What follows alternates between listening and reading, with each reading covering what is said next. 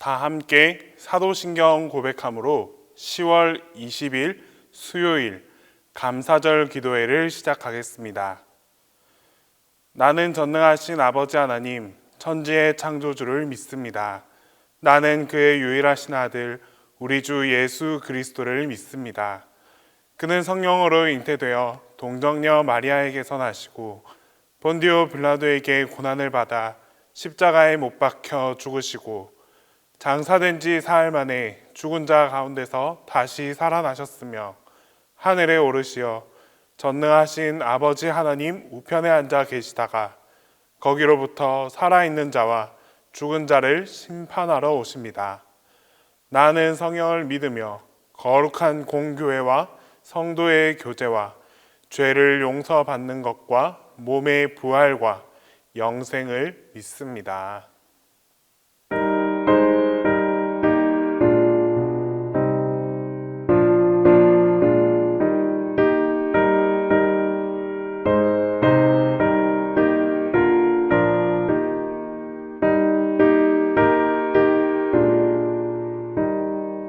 울어도 못하네 눈물 많이 흘려도 겁을 얻게 못하고 죄를 씻지 못하니 울어도 못하네 십자가에 달려서 예수 고난 당했네 나를 구원하시니 예수밖에 없네 힘써도 못하네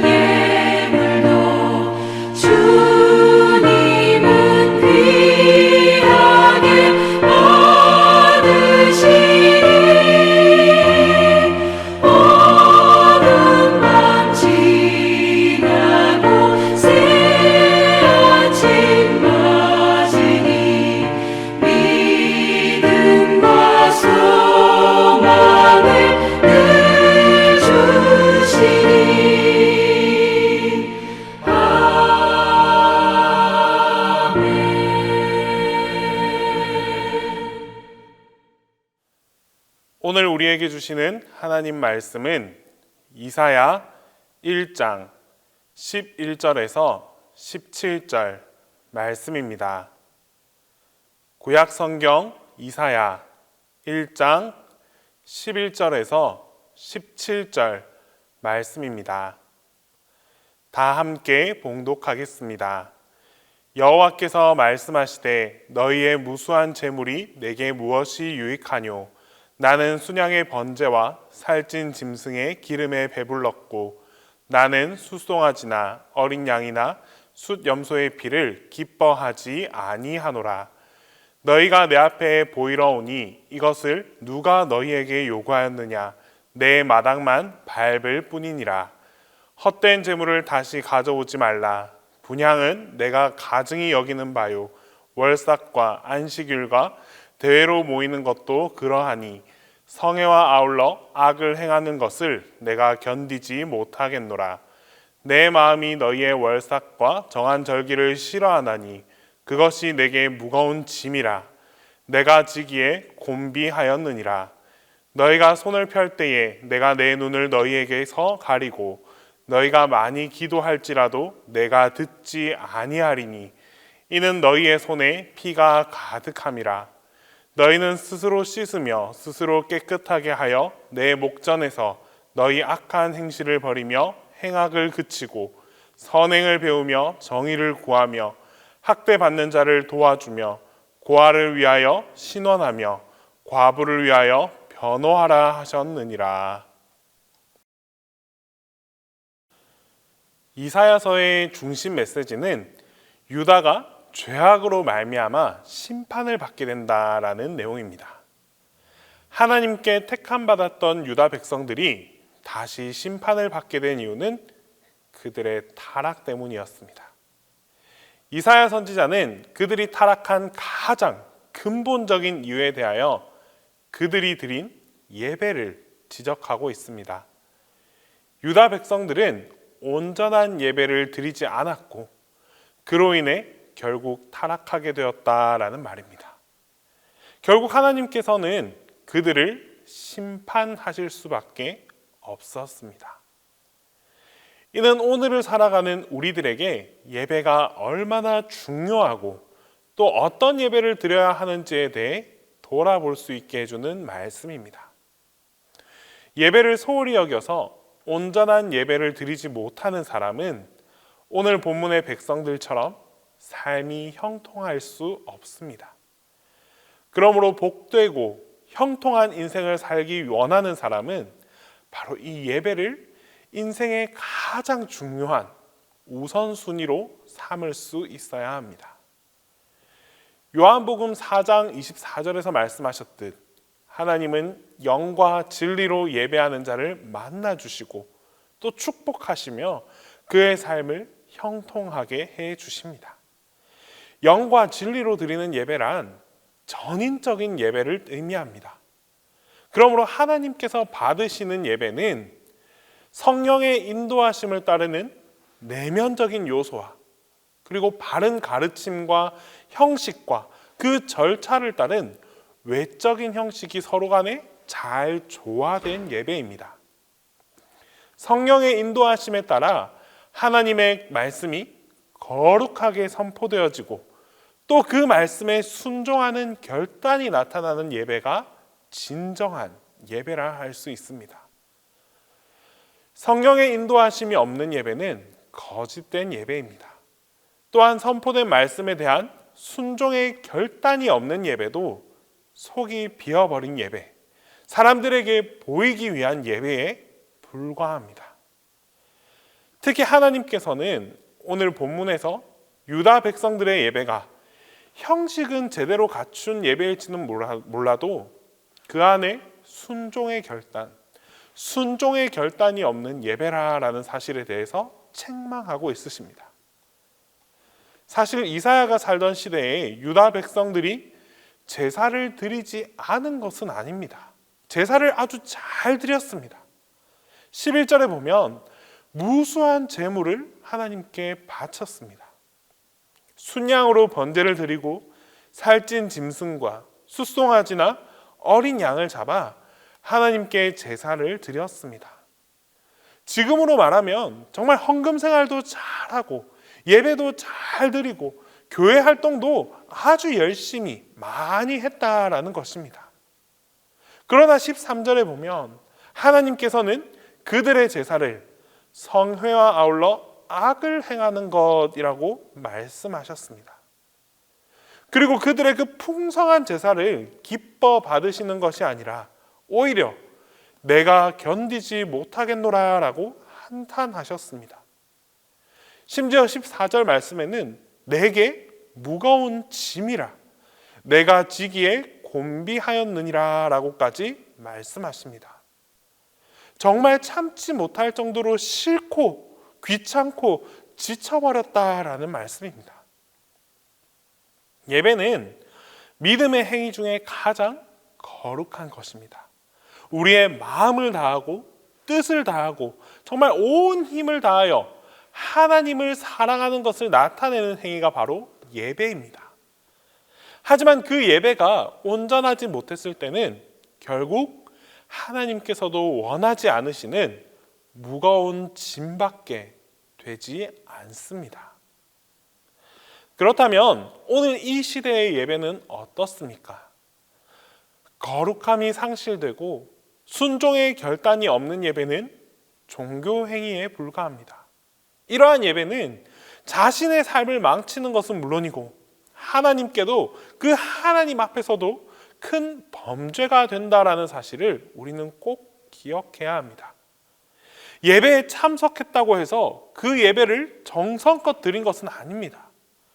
선포되어진 이 말씀에 대한 순종의 결단이 없다면 오늘 본문의 말씀과 같이 그것은 완전한 예배라고 볼 수 없습니다. 또한 예배에 그냥 형식적으로 참석하는 것은 거룩한 예배를 저급한 우상 숭배로 끌어내리는 행위입니다.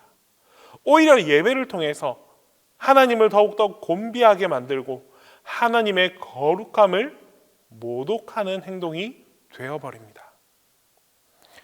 이처럼 예배는 드리는 자, 드리는 우리들의 그 자세에 따라서 완전히 대비되는 결과를 불러옵니다. 오늘 본문에서 하나님께서는 우리가 드려야 할 예배에 대하여 세 가지를 말씀하고 있습니다. 먼저 13절에 헛된 예물을 가져오지 말라라고 하십니다. 이사야 시대에 이스라엘 백성들은 제사를 지내기 위해 정말 무수한 제물을 가져왔습니다. 그런데 하나님은 이것들을 가리켜서 헛된 제물이다라고 말씀하셨습니다. 헛된 제물이라고 해서 그 제물 자체에 흠이 있다는 것은 아니었습니다.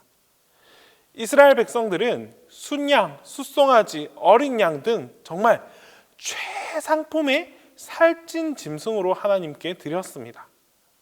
그러나 하나님은 이 귀하고 귀한 제물을 향해서 헛된 제물이다라고 말씀하십니다. 오늘 우리가 쉽게 범할 수 있는 것이 바로 이 문제입니다. 보통 우리는 11조를 빼먹지 않거나 감사헌금을 많이 하거나 교회의 헌신을 열심히 하기 때문에 믿음이 좋다라고 생각합니다. 그러나 하나님께서는 이 성회와 더불어 악을 행하는 너희의 무수한 재물이 내게 무엇이 유익하냐? 헛된 재물을 다시 가져오지 말라라고 말씀하십니다. 그리고 15절에 너희가 손을 펼 때에 내가 내 눈을 너희에게서 가리고 너희가 많이 기도할지라도 내가 듣지 아니하리니 이는 너희의 손에 피가 가득함이라 라고 말씀하셨습니다. 하나님께서는 하나님의 뜻대로 살지 않는 자들의 제사와 제물은 받지 않는다라고 분명하게 말씀하고 계십니다.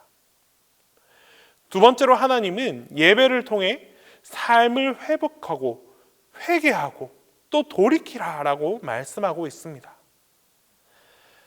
사실 우리 사람은 살다 보면 정말 누구라도 죄를 지을 수 있습니다. 다른 사람을 미워할 수도 있고 다른 사람을 향해 죄를 지을 수도 있습니다.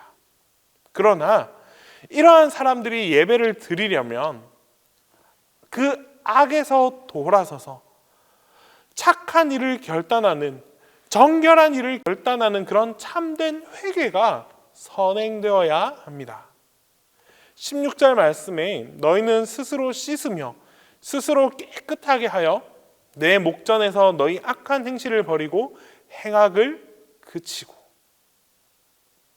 예배에서 가장 중요한 것은 바로 회개입니다. 하나님의 뜻에서 벗어나버린 그 자신의 삶을 하나님의 말씀을 듣고 다시 돌이켜서 회개하는 그 예배만이 참된 예배이고 진정한 예배라 할 수 있습니다. 구약시대의 제사를 지낼 때 양을 잡아서 제물로 바치는 것은 자신의 죄값으로 양이 대신 죽는 것이었습니다. 그래서 양을 잡을 때 자신의 죄값으로 양이 죽게 된 것을 안타깝게 여기는 그 회개의 마음을 꼭 가져야만 했는데, 유다 백성들은 바로 이러한 마음들이 빠져 있었습니다. 그래서 하나님께서는 그들의 제물을 헛된 제물이다, 회개가 없는 그냥 겉만 번지르한 그런 헛된 제물에 불과한 것이다 라고 말씀하신 것입니다. 우리의 예배, 우리가 드리는 이 예배도 마찬가지입니다. 우리의 예배는 예수님께서 우리를 대신하여 죽으심으로 드릴 수 있게 된 아주 거룩한 예배입니다. 그러므로 우리는 이 예배를 드릴 때 예수님의 죽으심을, 날 위해 희생하신 그 예수님을 기억하면서 가슴 아파하고 함께 슬퍼하고, 더 나아가서 보혈의 공로에 대해서 정말 진정으로 감사할 수 있는 그런 마음으로 예배를 드릴 수 있어야 합니다. 하나님께서 정말 이렇게까지 유다를 꾸짖고 책망하시는 이유는 과연 무엇일까요? 그것은 바로 아직 그들을 포기하지 않으시고 여전히 사랑하시기 때문입니다. 그러므로 책망하는 말씀을 듣고 회개하고 돌이킬 수만 있다면 다시 복이 될 수 있습니다. 그러나 책망을 듣고서도 돌이키지 않으면 무서운 매를, 하나님의 심판을 더 강하게 경험할 수밖에 없습니다. 이렇게 매를 쳐서라도 잘못을 깨닫도록 하시는 것이 바로 하나님의 사랑입니다. 그러므로 우리가 고난 가운데 있는 것은 회개하라는 하나님의 권고임을 깨달아서 스스로 잘못된 삶에서 돌이키는 그런 신앙인이 될 수 있어야 합니다. 이제 참된 회개를 이루고 정말 주님 앞에 온전한 것을 드릴 수 있는 그런 온전한 예배자로 살아갑시다. 예배와 삶이 하나로 일치되어 영과 진리로 예배를 드리는 여러분들 모두에게 예배를 통한 은혜와 축복이 영원토록 함께하게 될 것입니다. 기도하겠습니다. 이 시간 우리 먼저 기도 드릴 때에 우리의 예배가 형식적인 예배가 아니라 정말 온전한 삶의 예배를 드릴 수 있게 해달라고 함께 기도하겠습니다. 또한 기도하실 때에 우리가 먼저 회개를 이루어 정결한 예배자로서 주님 앞에 바로 설 수 있게 해달라고 기도하겠습니다. 끝으로 우리 동신교회가 이 세상 가운데 빛과 소금의 역할을 감당하는 그런 능력 있는 교회가 될 수 있게 해달라고 우리 시간 함께 기도 드리겠습니다. 우리의 예배를 받으시고 기뻐하시는 하나님, 오늘 이 시간에도 변함없이 주님 앞에 나와 말씀을 듣고 기도합니다. 주신 말씀을 통하여 우리가 드리는 이 예배에 대해서 돌아봅니다. 신앙생활의 매너리즘에 빠져 때론 형식적인 예배를 드릴 때도 있었고, 준비된 예배가 아니라 참여하기에 급급한 예배를 드릴 때도 있었습니다. 또한 하루하루 살아가는 우리의 삶도 예배와 분리되어 예배자로 살아가지 못했음을 주님 앞에 고백합니다. 온전하지 못했던 우리의 모습을 용서하여 주시고 우리의 잘못을 스스로 깨닫게 하여 주시옵소서. 이제 주님 앞에 스스로의 예배를 돌아보고 주님께서 기쁨으로 받으시는 그런 온전한 예배를 드릴 수 있도록 결단하게 하여 주시옵소서. 이를 위해 무엇보다도 회개의 영을 부어 주시옵소서. 예배로 나아오기에 앞서 회개를 통한 정결을 회복하기 원합니다. 세상 속에서 알게 모르게 지었던 죄, 주님 앞에 정직하지 못했던 죄, 예배자의 삶이 아닌 나를 위한 삶을 살았던 죄를 모두 주님 앞에 고백하오니 주님께서 우리의 모든 죄를 용서하여 주시옵소서. 주님, 동신교회를 더욱 사랑하여 주시옵소서. 우리 동신교회가 세상 가운데 빛과 소금의 역할을 감당하게 하시고 그에 합당한 능력이 있는 교회가 되게 하옵소서. 교회를 이루는 모든 성도들의 마음이 하나 되게 하셔서 주님의 뜻을 쫓아 헌신하고 봉사할 수 있는 아름다운 교회가 이루어지게 하옵소서. 담임 목사님을 위해 기도합니다. 목사님께 지혜와 분별력을 주셔서 교회의 여러 가지 일들을 주님께서 기뻐하시는 뜻대로 잘 이끌어가게 하옵소서. 또한 성령의 충만함 가운데 주님의 사랑으로 맡겨진 양떼들을 잘 돌보고 목양할 수 있도록 능력을 더하여 주시옵소서. 이제 주님께서 가르쳐 주신 기도를 다 함께 하겠습니다. 하늘에 계신 우리 아버지, 아버지의 이름을 거룩하게 하시며 아버지의 나라가 오게 하시며 아버지의 뜻이 하늘에서와 같이 땅에서도 이루어지게 하소서. 오늘 우리에게 일용할 양식을 주시고 우리가 우리에게 잘못한 사람을 용서하여 준 것 같이 우리 죄를 용서하여 주시고 우리를 시험에 빠지지 않게 하시고 악에서 구하소서. 나라와 권능과 영광이 영원히 아버지의 것입니다.